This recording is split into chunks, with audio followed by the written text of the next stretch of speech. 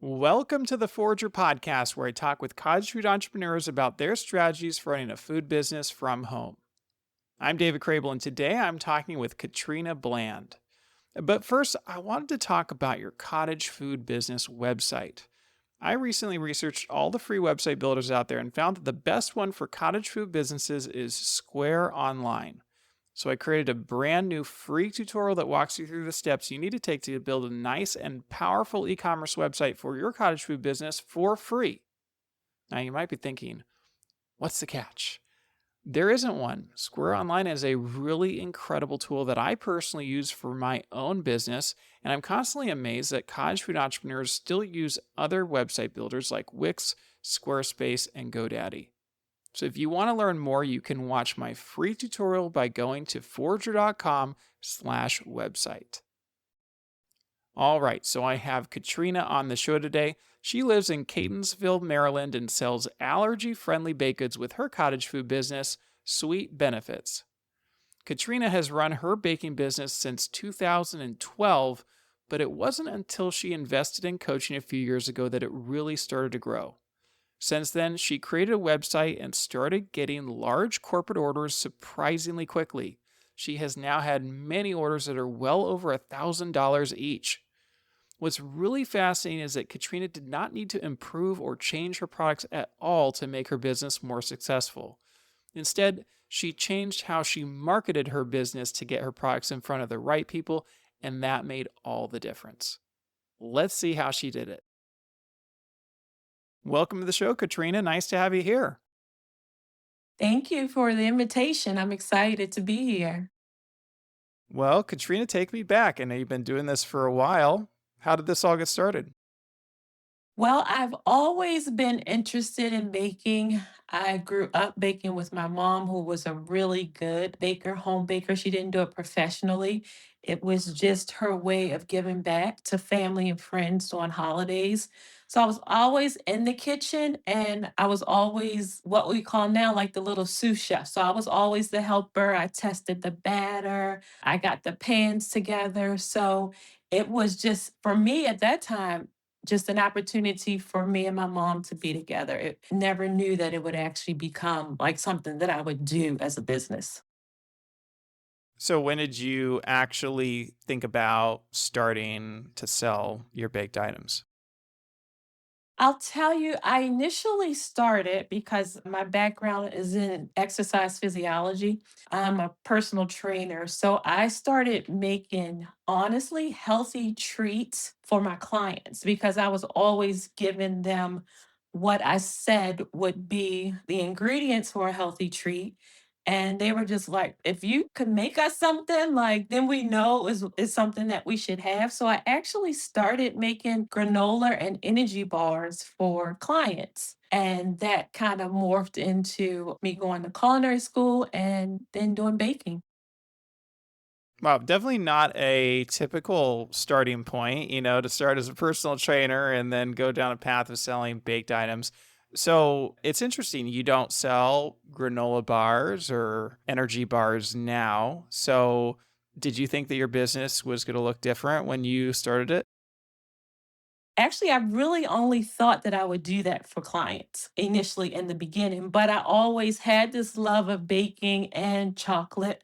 So I think once I already had that bug, and then I ended up going to culinary school because I live a vegan lifestyle, and it was always difficult in the beginning, in the early stages of when I became a vegan, of finding baked goods. So I always was in the kitchen experimenting.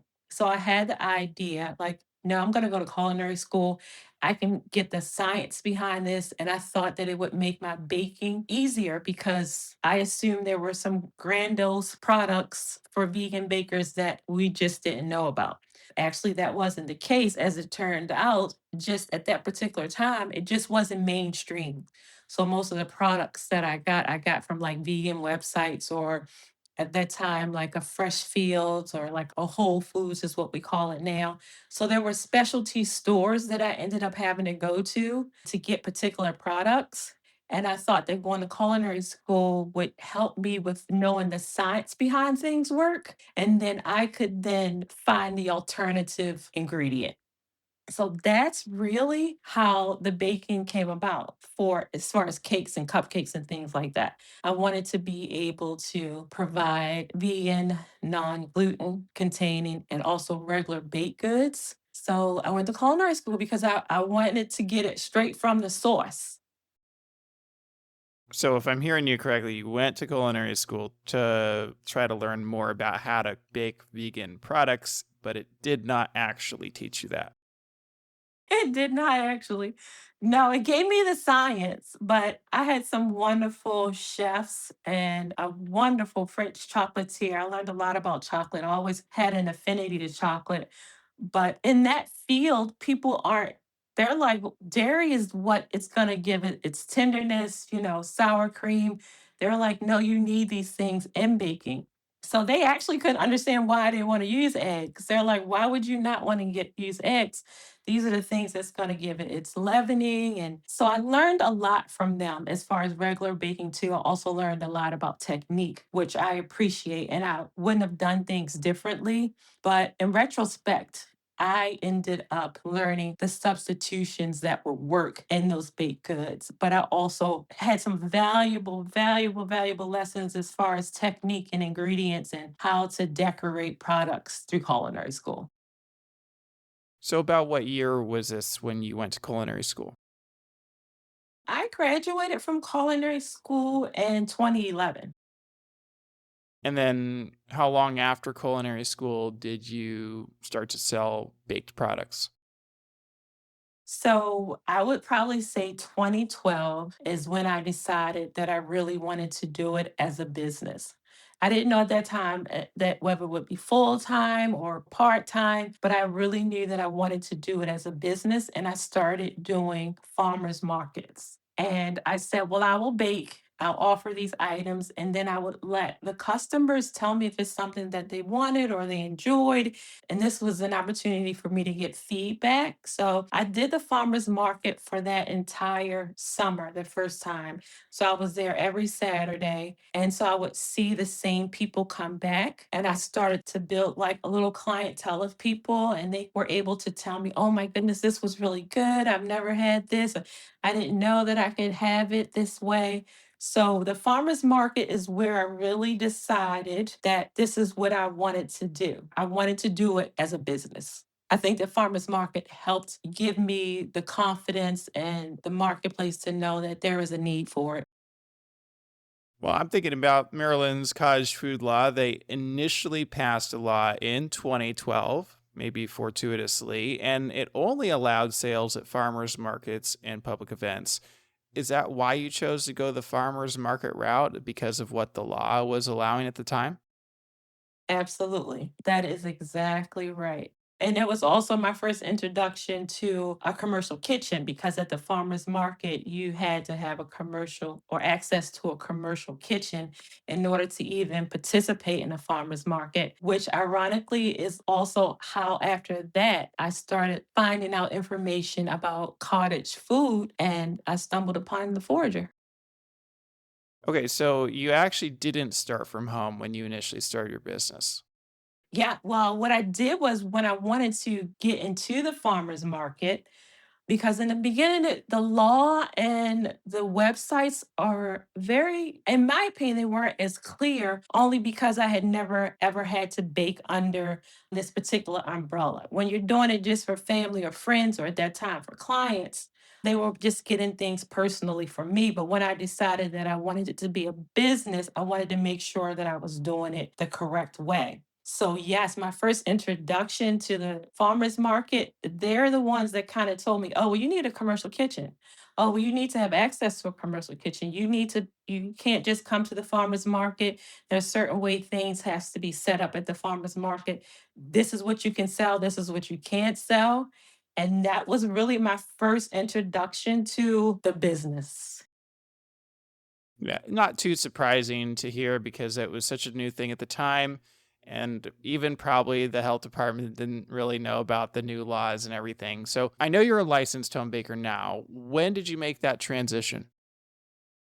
So after I did the farmers markets for a while, probably, I knew in 2012 this is what I wanted to do. It was more so probably 2013, I went and filed and got my LLC. I even changed the name of the business because I knew I wanted it to really be focused towards just everybody. I wanted to encompass everyone. I wanted to take my business into a direction where anybody I felt that had or was living a particular lifestyle should have access to birthday cakes, to cupcakes, to brownies. And I wanted everybody to be able to do that under one bakery. So it was probably 2013 when I filed for my LLC.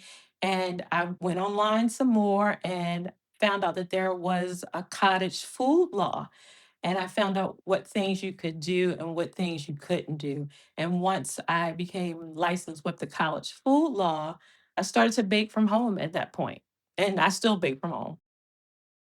So you changed your name to Sweet Benefits, which is what it is now. What was it before?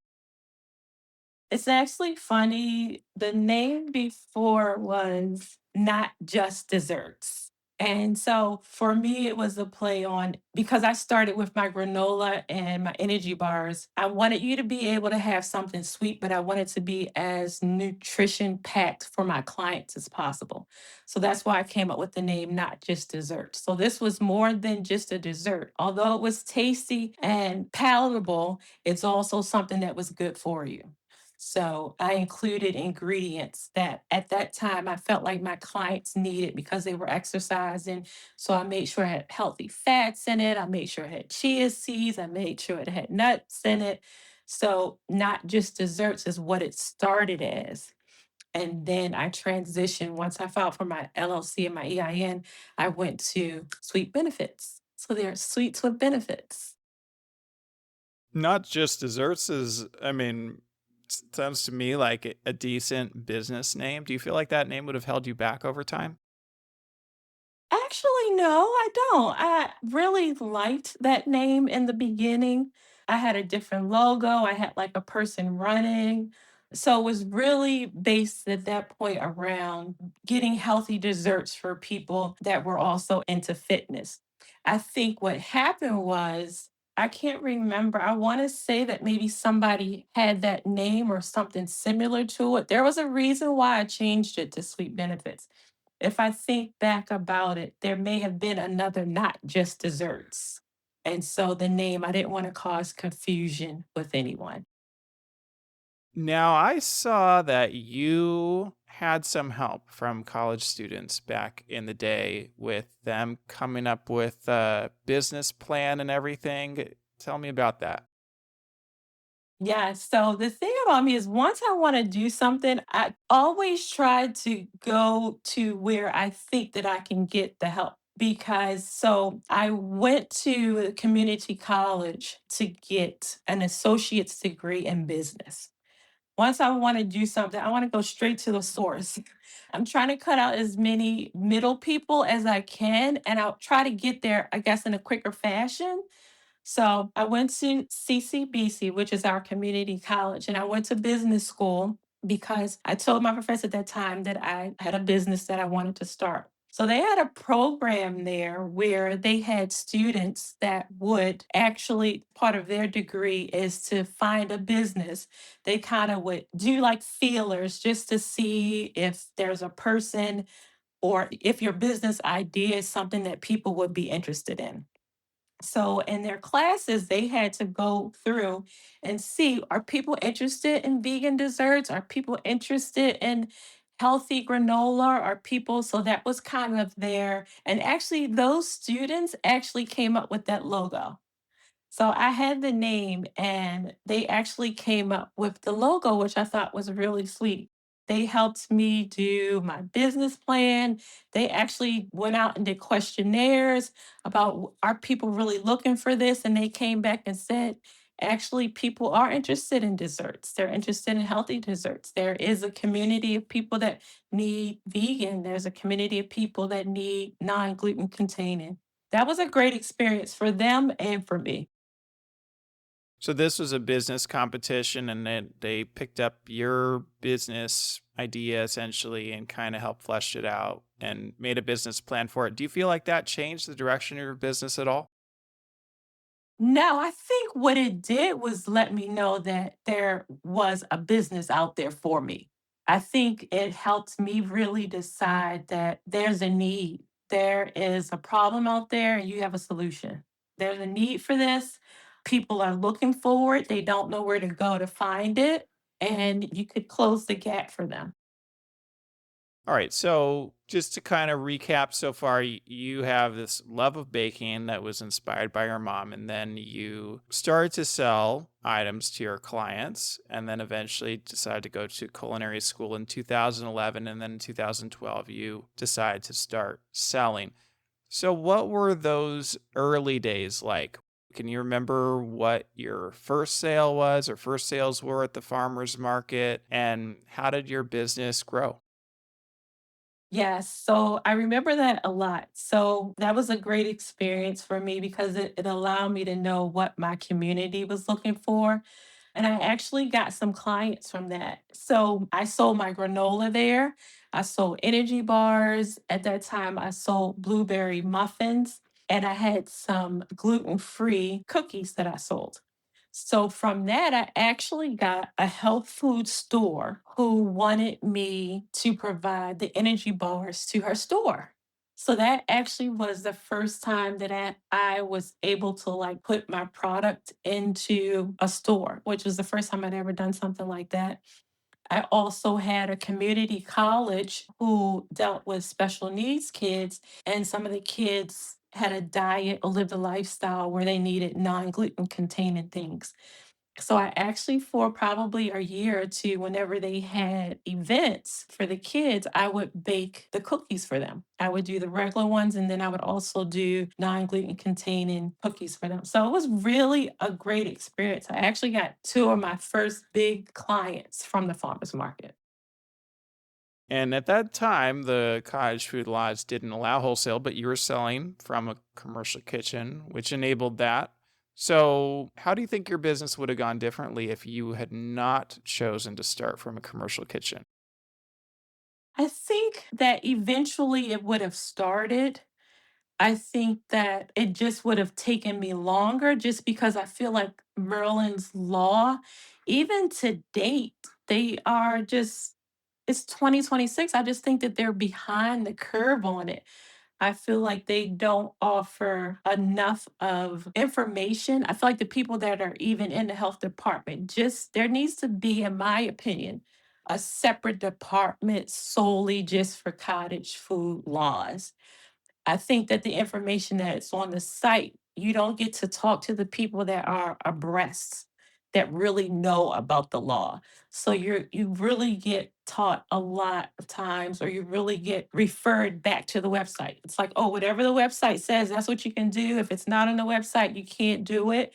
But I felt like if there was a department, especially now 2026, when there's so many cottage food bakers and the laws are changing for so many different states and they're including so many different things, I think that it would have gone further a lot sooner. Yeah, I would agree with that, that Maryland definitely doesn't have the best law out there, but at least they do allow wholesale in certain cases now. And they have a decent law. They have a decent law, but it is still kind of confusing. I did want to ask you, I know you're a licensed home baker. Do you operate under the cottage food law or did you get a home kitchen licensed from home? No, I operate as a cottage food baker. Okay. Mhm. Yeah. Because you're talking about the limitations of the law, but these are limitations you live with.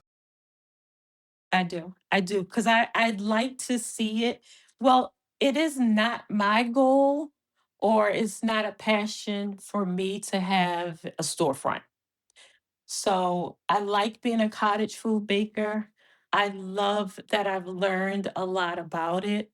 I'm also grateful for your platform because you teach so many people that never knew that it was an option. Because had I not find your platform, David, I didn't even know that it was an option. just Googling how to bake from home, and you actually came up as like a number one resource outside of what my state was offering. So I'm really grateful for your platform because I still have a sticky note up here that I took when I first went to your website, and it just talks about Maryland College Law, create an LLC, food business insurance, food inspection, food handler training course. So even years later, I think it's because of your platform, I felt like I would be supported in what I really wanted to do. Oh, thank you for saying that. Yeah, I mean, back in 2013, when you're looking into this, at that time it wasn't even Forager, it was cottagefoods.org, and it probably was the only place that you could find information about Maryland's law. I don't know how comprehensive Maryland's health department page was about that at the time, but oftentimes back then they were not very comprehensive at all. Nowadays, though, a lot more information out there, generally speaking, so a little bit easier to find that info. But that's sweet of you to say that. Okay, so you started in 2012. You learned what people liked at the farmers market. And so, how has your menu changed over the years? My menu has changed a lot. I wasn't really doing a ton of cakes at that time, although cakes is what I did initially with my mom, but I had never done them as a business. So I feel like once I got the information that I needed, I almost kind of let my customers help me with my business. So I knew, being somebody that lived a vegan lifestyle, that we wanted to celebrate our birthdays just as much as anybody else. But we also wanted cakes, we wanted cupcakes, we wanted cookies. So my menu really came about just knowing what people want when they have a celebration, what companies are looking for when they have a celebration, when they want to celebrate their employees, or if they want to gift something to a client. So I thought about things that people would like to be able to gift, because my business is really big on gifting things. It's really big on providing desserts for corporate offices, businesses, and also for people that want to be able to have celebrations for people that live a different lifestyle. So my menu really came about from the things that people were looking for when they wanted to celebrate. And in the first 5 years of your business, how significant of a business was this? Was this something you were putting a lot of time and energy into? Was it very much a side thing? Was it slow growing? Was it surprising you in how quickly you were getting orders? What did the first 5 years look like? The first 5 years were slow. It was slow. I kind of had developed certain clientele, like people that knew from my classes that I baked. So if they ever had a celebration, it was really word of mouth a lot from my customers. So that helped a lot. I still had some relationships with people from the farmers markets, although I weren't doing the farmers markets anymore. I had really given my cards out and talked to a lot of people. So I was really getting business from people who were already familiar with me and knew that I was baking. It's come a long way since then, just because I've made other investments in my business. So the first 5 years were slow, and it was really word of mouth and referrals. Was that disappointing to you? It wasn't, because it was not my full-time job. It was still my passion, and I knew that once I continued to invest in myself and my growth in the business, I felt like the business will grow. And throughout this time, were you still a personal trainer or are you still a personal trainer today? I am, and I was, yes. And I know you named your business Sweet Benefits because there are sweets that have these benefits, like having nutrients in them, being vegan, gluten free, non dairy. But you also sell regular baked goods too, correct? Correct. I've talked with a lot of people that, they just won't sell something they won't eat. They won't sell something that's not vegan because they're vegan. Why did you choose to sell things that don't necessarily fall into your own personal diet or lifestyle? Because it's not about me. I want to be able to bake so that everybody can enjoy because my lifestyle is not your lifestyle. You know, I mean, that was a personal journey for me, but it may not be for you. But I feel like you still should be able to enjoy baked goods. I still like you still should be able to celebrate. So I said, I'm not eating it. I don't have to partake in it if it's, something that's a regular baked good. And so I want it to be a one stop shop. I don't think you should have to go to this bakery for vegan. You got to go here for non gluten containing. You have to go there for regular baked goods. I wanted my menu to have something for everyone. And I tell you another thing, David, sometimes people won't include those people because I found that I was in corporate for a long time. And whenever we had like a celebration, the person that was vegan or non gluten, you got the same thing every holiday. No matter the celebration, somebody would bring in a angel food cake. Like they were like, "Oh, this is safe. Get the angel food cake." The vegan person or the non-gluten person or the person that is an angel food cake. That I wanted people to have options. And I felt like if my bakery offered everything, then you would take the time to ask, is there anybody in the office that's vegan? Is there anybody in the office that's non-gluten? Because we're going to order from this bakery. And what she does is she has baked goods for everybody's lifestyle. So that's why I bake for everybody. I love that concept that, the business is not about yourself, right? It's for your customers. Is that something that took time for you to learn, or do you feel like you had that vision from the beginning? I feel like I had it from the beginning. I felt like because now I didn't grow up vegan. It was something that I adopted after time in my life. So regular baked goods are good too. It's just that I decided to live a different lifestyle where I decided to just eliminate dairy for, my own personal reasons and animal products. But before then, I enjoyed baked goods. And so I just felt like I wanted to give people options. Everybody, I feel like, should have the option. But I also wanted everybody to be included. I didn't want anybody to feel left out. So, no, I'm not just a vegan bakery. I'm not just a non gluten bakery. Almost all of my products on my menu can be made for every lifestyle. So you had this vision of being inclusive to everyone. Is that how a lot of orders actually go? Like, do you end up getting orders that have both types of products or multiple types of products in the order? Well, I will tell you for corporate, yes. When I do corporate orders, yes. When I do larger companies and my corporate clients, yes, I'll get regular baked goods. There's always usually somebody there that's vegan or somebody there that's gluten free. Yes, absolutely. Now, when I do individual people, sometimes I'll get people that are just vegan and they have found me because they know I bake vegan goods and they're having a party for their child or for their spouse or for themselves and they want a vegan cake. And I always ask, do you need other baked goods? Is it for a party where you can just have something for yourself, but do you want to be able to serve your guests regular baked goods? And a lot of times they're like, yeah, sure. Because if I tell them this cake is vegan, they won't even try it. So I'm like, yeah, well, we can accommodate that. So let's think about the last 14 years that you've been doing this. You said it was slow at first. Was there like an inflection point in your business that like really changed the business and helped it grow? Yes. So I invested in Baking for Business with Chef Amanda. And what I learned is marketing, the use of CEO, doing different things in your business on actually the back end that actually will bring business to you. So, baking for business, because I knew I wanted to do this as a business, when I made that investment into myself and my business, it really helped my business to grow because there's some things behind the scenes.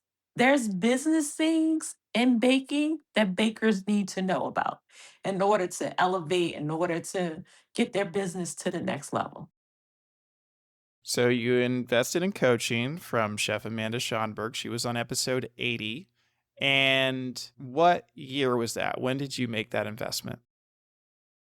I've been with Baking for Business. I think this is probably my third year or going on my third year. Okay, so relatively recently, you've been at this for 14 years. Was there a period of time when you kind of dropped the business, or has it been a side business for the whole time since you started it? Well, from the beginning, it was a side business. It wasn't something that I was doing on a full-time basis. It was always a side business. I would say in the last couple years, and I feel like since getting coaching, it has become more. I mean, I still have another job, but it still has become more of a main business than just a side business. I get way more customers now than I did before. And why did you decide to invest in coaching in the first place? After all this time, what caused you to make the jump? Well, I wanted to make sure that my business was running as a business. There were questions that I had in reference to getting the correct website for having a baking business. There were questions that I had about using social media with a business. So I felt like getting coaching would help me answer those questions because through Baking for Business, I was able to get the website that I really wanted. And that's also where I learned about using SEOs that will help your business on the back end. So, being able to structure my business where it felt more like a business and would allow people to find my business is what really helped me. I think at that point, say, if you're going to do this as a business, there are things that you don't know that you need to know in order for your business to strive. And there are things, like I said, that happen on the back end outside of just baking, because the baking part I got down. It was the other stuff that I felt like I needed a little bit of help with. I just wanted to pause for a quick moment to talk more about Chef Amanda Schonberg's entrepreneur community. I can't think of a better business coach than Amanda, and as you're hearing from Katrina, her guidance can help you take your business to the next level. I have reviewed her community portal, and I must say, it is the real deal. It's community plus content plus coaching, and in my opinion, it's worth far more than what she's charging. To learn more about Amanda's community, go to forger.com/Amanda. Now back to the episode. Let's talk about SEO a little bit because that's something that jumped out to me when I looked at your website. A lot of keywords on there. What did you change about your website when you really started to be intentional with it? Well, first of all, I got one. Because I used to really be able to take orders just like from Square. Like I just had a Square website. I actually didn't have the website that I have now. So I wanted to be able to have pictures of my product on the website. I wanted to be able to have a menu. I wanted to know how people would be able to find me on my website. So getting the website, in my opinion, really helped elevate it. Oh, and also a thing that I did, David, the SEO really helped me with other people being able to find me without me having to do always putting myself out there. People will find you based on the words that are used in your website. I never even knew that was a thing. So, what are some words that you used or things you put in there to help yourself get found locally? Catonsville, Catonsville Baker by me, Maryland corporate baker, Yelp Baltimore because I've done events. So I've used words that will bring people, one, in my area to me because I am in Catonsville, Maryland. And I found that not just put in like cake or vintage cake or cupcakes, if I use my city or my state, then people looking for something in my city and state will help them find me much easier if they've never heard of me. And how often do you get orders from people that find you through Google or search engine? 90% of my orders come from there. And how long did it take for you to start getting orders from your website when you created it? Almost immediately, I would say within 3 to 6 months, and I'm talking about from people that I don't know. So you put out the website. Did you link the website to anything else? Did you put yourself on Google Maps? Did you put yourself on Yelp? Did you start linking to this from social? Like, did you do anything to help expose the website elsewhere? Absolutely. So I set up a Google business page, which I think is also very instrumental in people in your area finding you. Not only people in your area finding you, but people that don't live in your area but want to give products to people in my area. And that has been huge for me. So I think my Google business page, Yelp has helped. Doing events with Yelp has also helped. And then my social media, linking my website, putting it in my bio, I think help people in my area or people looking to get baked goods or people in my area find me. So you got 90% of your new customers coming from your website. And can you estimate like how many of those when they order something that's diet specific? Like can you tell how many of those were looking for those keywords like vegan, dairy free, gluten free? A lot of them they'll stay for other things, but the majority of the calls that I get outside of corporate are because someone's looking for vegan, someone's having an event and the speakers they just found out is vegan or is non-gluten. So those keywords have helped bring a lot of people to my business looking for that lifestyle. Yeah, because I'm trying to make sense of it all because, say it's maybe 2022 that you're launching this website. And that was during the pandemic when, things were going crazy in this area. But even still, like launching a website and getting orders within a few months and a substantial amount of orders from people that don't know you, that's actually pretty uncommon. But especially in an area like Catonsville, which is near Baltimore, you got a lot of people around you, a lot of bakeries around you, a lot of competition, right? So that's why I'm asking about the diet specific thing because there might not be as many bakeries that cater to all the things you cater to. And then of the ones that do, maybe they don't have a website set up or whatever. Maybe they're not in Catonsville specifically, So it kind of sort of makes sense where you just had to get your name out there, and of course your products look phenomenal. I mean, if anyone looks at the gallery page on your website, they'll see like your products speak for themselves. So yeah, so that's it's really fascinating to see how you're able to kind of pick up that business almost out of thin air. I think the key words, I'm telling you, the SEO for me, at least for me and my business, has helped a lot because although I do regular baked goods, I think because I always mention that I also do gluten free and vegan. And, Baltimore is a big city, but either they aren't using those keywords, maybe they do, but they don't use it. And so that's a benefit for me because using it, if somebody searches it, I'll come up. And I appreciate that. So I think it's important to use keywords in your business for whatever it is that you do. Like I also try to use corporate and I get a lot of corporate orders because people are on Google. They Google everything. And so if you're using a keyword for something that you want in your business or you want more business from, use that particular keyword and it'll help bring that traffic to you.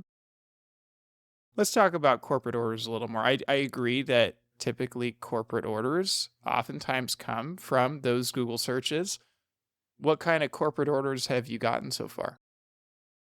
The companies I've gotten Amazon, I've gotten the hospitals, I've gotten BGE, which is our electric company here.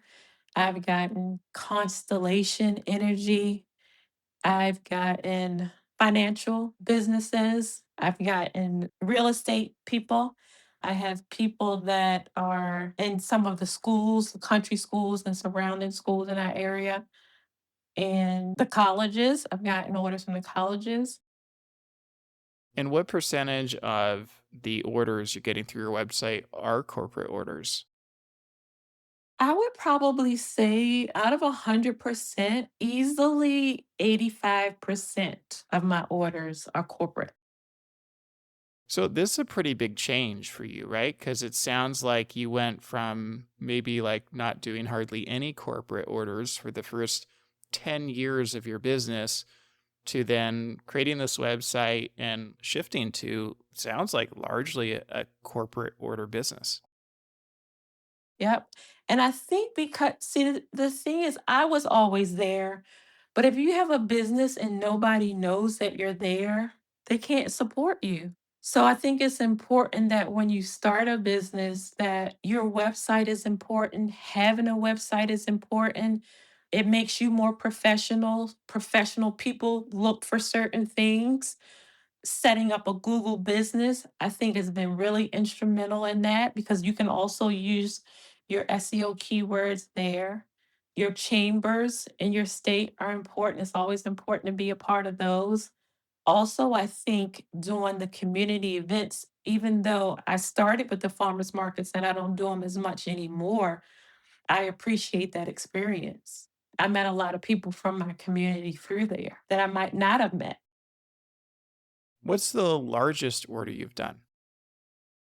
I think the largest one I've done, I have 2 probably. Amazon is usually my largest, and there's a spice company in our state. I did 600 cake jars for them once. So them and Amazon are probably my largest.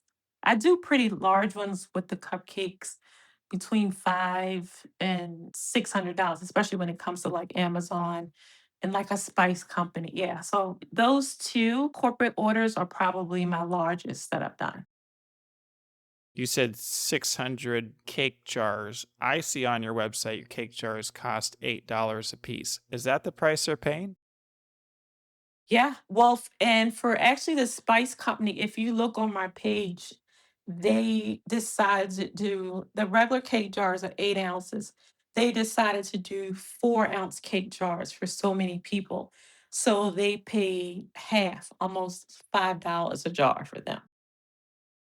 Well, 600 times 5 is still $3,000. So It that's is. a pretty Which big order. is, yes. Yep. Plus, I also did labeling for them. So they wanted customized label. Well, it's great to get the new customers, but a business is built on repeat customers. Are a lot of your corporate orders coming back? Yes. Yep. And I appreciate that. And what do you feel like you do to retain an order or a client? Well, first of all, I talk to everybody that places an order. I think my customer service has a lot to do with it. I'm always willing to listen to what my customer needs. I make suggestions. I always try to go above and beyond. I think the experience that they provide for them, like I'm always adding little extra touches because I would like it if I was receiving something. So I think it's the experience and the customer service that I give to my customers that keep them coming back. I definitely want to talk about pricing because you have some pretty high pricing on your website. So I see a regular 2-layer 6-inch cake is $125. Were you able to increase the price of your products when you started taking on these corporate orders, or is that the way it was before? The increase in the prices came from when the eggs and the chocolate and everything went up. Like I couldn't continue to, so I feel like economics is what caused the increase in the prices. The prices weren't much off of that in the beginning, but the increase definitely came from being able to get the supplies for sure. And the products. I use quality ingredients, and the cost of chocolate and eggs at one point was you can't make a profit. Like you literally cannot make a profit. Well, and I did want to clarify. I said regular, but like even your quote unquote regular sheet cake looks amazing. I mean, the piping work that you can do is truly impressive. It seems like you can do just about any style of piping work that's out there. So, you got the skill. You got the skill to back these prices up. Thank you. Yep. Was there any part of you though that resisted setting a price that is I mean, these are definitely significantly higher prices than what probably a lot of bakeries are charging. No, I feel like for what I provide, I feel like the quality of the product, like you said, my piping, I feel like I give you your money's worth and more. I also have the skill and the background for it. So I am a pastry chef. I did go to culinary school for that. And so you pay for the quality, you pay for the experience, you pay for my expertise. And there's nothing that my clients, pretty much like you said, for piping or just for decorations that they've asked for that I can't achieve for them. And so that definitely costs because it takes a lot more product to be able to pipe those flowers. And it's a different kind of buttercream. So it's beautiful and it's edible, but it costs in order to achieve that look. So you're taking on some pretty big orders here. Are you doing this all by yourself? If I need help, I always have family that can help me, but I'm pretty good at managing my time. I also, at least for my corporate orders, my corporate people are pretty good at not placing last minute orders. Like they already know ahead of time when they're having an event. They also want to secure whatever it is that they need so they can take that off their plates. So I usually get their orders at least sometimes 2 weeks ahead of time. So a week to 10 days ahead of time allows me to be able to use my time wisely. If there's elements to a particular order that I don't have, it allows me to be able to order it and get that in a timely fashion. It's interesting to me that you do everything yourself because your website kind of makes you sound bigger than you are. I mean, I'm looking at your website right now and it says everything is handcrafted by me and my team. So, why have you positioned yourself that way on your website? Because I feel like if I need assistance, I have the assistance to be able to get it. I have access to people that can help me with the assistance. But I've been doing this a long time and I know how to manage my time. So saying that there's a team also, I think will let my customers know that it's not just me. Like you don't not place an order because you feel like one person won't be able to handle that. Actually, she can, and she has been, and she does, and if she needs help, she can get it.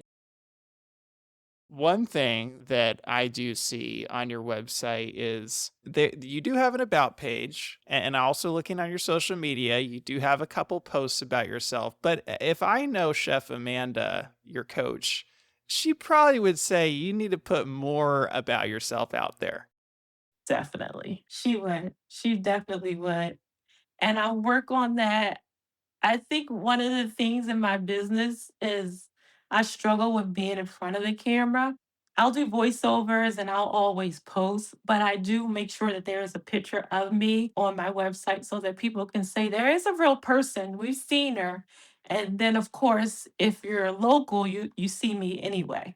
I think the people that don't really see me as often, at least my face. You'll hear my voice, you might see my shoes, you see my hands, you'll see me doing things, but yeah, she would definitely say that I need to be more visual on my page. She would.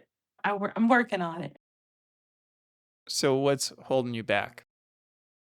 I just am not a photo person. I'm just not someone that likes to be in front of the camera. I enjoy being behind the camera. I'm the one that wants to get things done. And I'm usually busy and filming content on top of running the business is it's a lot. It's a lot. And trying to remember to get your content is enough than trying to put myself on there while I get it. So I'm working on that.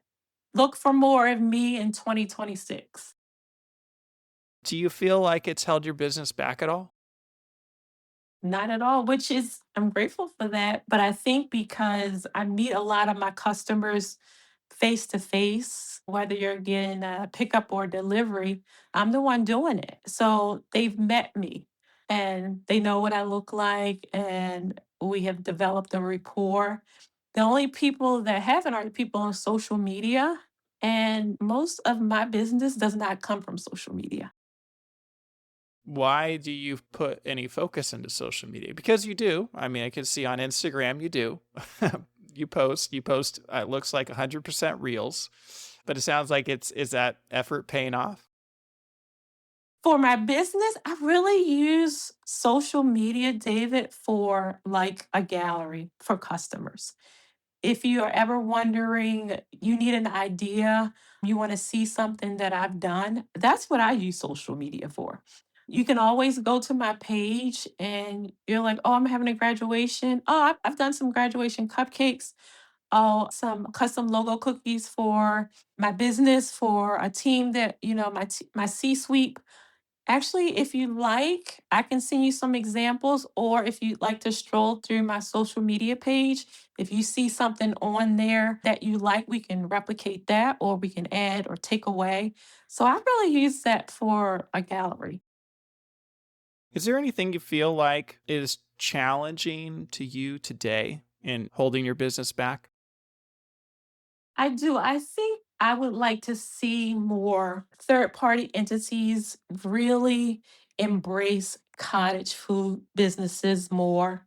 Because there are some third party apps where if you have a brick and mortar, you can get on their platforms, and when you don't have a brick and mortar, you can't. So I would really like those platforms to really start to embrace cottage foods businesses, because we are businesses and we're thriving. And although we don't have a storefront, it doesn't mean that we're less of a business. So I would really like to see a shift and a change in that. So you're talking about like DoorDash, Uber Eats, Grubhub. Hmm. You'd like to be getting orders from those types of platforms. Right. And other catering platforms, yeah, I would like to see them to be able to embrace cottage food businesses, but they tend to only do brick and mortars. Yeah, I've heard that, and I do think it maybe depends on the area. Have you tried to get on those platforms? I have. And one has recently changed and has decided to not use cottage food. They did initially, and they've decided now not to do cottage food. They only want brick and mortars. Do you offer delivery yourself? I do. So wouldn't that be about the same, or you just feel like you would get more potential leads from these platforms, and that's what Correct. you're going for? Yeah. Right. Yeah. As far as business goes, I just would like to see more embracing of cottage food. I don't think that you should always feel like you have to get a brick and mortar. A lot of people get brick and mortars and then they aren't successful. Buildings are a lot of overhead. And so for me, I'd rather be mobile where I can take it to you. When you've got a brick and mortar, you've got to be in a location that's going to have traffic. You need people to come to you. I like that I can go to people, that I can meet people for whatever their need is. And I don't have that extra overhead. So I just would like to see more embracing of cottage food laws. I am grateful for all the states that now have cottage food laws and have so much advancement for it. I think that's awesome. And I think that they are allowing people to be able to do more with their cottage food business. And I love that. And I'm excited for where it'll go in the future, because I'm hoping that it even gets even bigger. Well, so looking ahead, where would you like things to go in the future? For sweet benefits, I would really like to do more like in person corporate events or baby showers, more person event planning items. So I'm looking to do like a baking cart so that, you can have that at your event. So we'll do like we can do cake jars, or we can do cakes or cupcakes, and then you can kind of pick your toppings. It'll be more interactive for your customers, and I would like to either see people choose to have that done. even if they just want to do it for vegan or non-vegan or gluten-free, just as another aspect to your event. I also like to see Sweet Benefits get into digital products. So that's something that I'm looking forward to in 2026. What would you recommend to somebody who's just getting started with their cottage food business? I think one of the most important things is if you're going to be a professional, I think you have to decide if your cottage food business is just going to be a hobby for you or if you want it to be a business. I think you have to show up as a professional once you decide that you want it to be your business full time or even part time. I just think that you want to be able to give people a certain experience. I think that it's important that people are able to find you.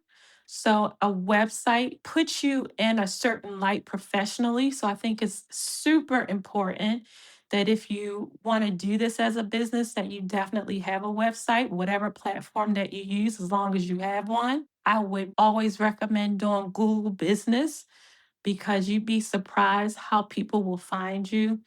And of course, also get out in your community because that was a starting point for me. And I think my community told me really what it was that they wanted. I already knew what I wanted for certain things, but it's not always about you, the business owner. You want to make sure that you're meeting the needs of the community or whoever it is that you look to serve. You had mentioned earlier that you don't really have a desire to get into a brick and mortar or anything. What is your ultimate goal for this business? Like what keeps driving you forward? Being able to provide the experience for people. I do it really for that. One of the sole reasons why my mom baked was because she got joy out of providing baked goods for events, and that was her way of giving back.